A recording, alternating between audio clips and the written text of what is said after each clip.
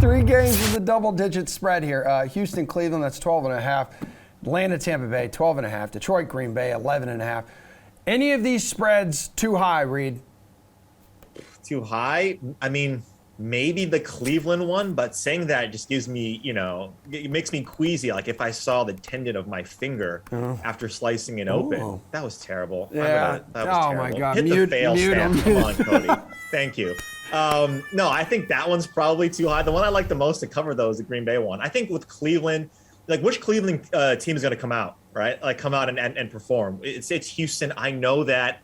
I get it. But we've seen Cleveland kind of play down to their competition. We don't see Tampa Bay doing that. Maybe again, we see it gets them, it gets them a little to get going, but they showed no rust in week 1. Tampa Bay did. And Green Bay might be on a revenge tour after last week. So the Cleveland Browns, maybe, but again, it's the Houston Texans. What about you, Kenny? Yeah, this is really weird. Cleveland was actually the team I looked at first. I do think that it's pretty funny. Like they have Myles Garrett and Jadeveon Clowney now, so people just immediately assume like that's a really good defense, that's a really good team. Like, do we forget that the Chargers had Joey Bosa last year and still were a terrible defense? Like you can be terrible even with the good pass rush.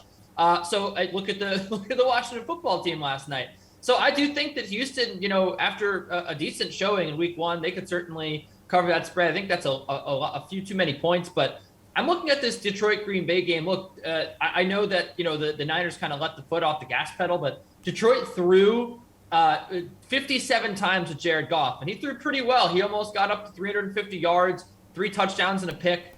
This is an offense that looks surprisingly confident, and we know that Green Bay is not known for its defense. Even getting rid of Mike Pettin just really hasn't seemed to change much. So I think that the Detroit Lions could actually score some points here. I think they're not getting enough credit here, not getting enough respect with 11.5. All right, well, Pearce, Browns favor by 12.5 against Houston. How about this? Should that line hold, it would be the largest spread in the Browns' favor since the franchise returned to Cleveland in 1999. All the lines are right. These defenses are bleeding points, just like Kenny's finger. So, yes. I'm interested in Houston because Tyrod Taylor and Brandon Cooks, they complement each other. I'll talk more about that later in the game or later in the show, but those two alone aren't enough to cover this spread. And I disagree with Detroit. A lot of those numbers are garbage points against soft prevent defense.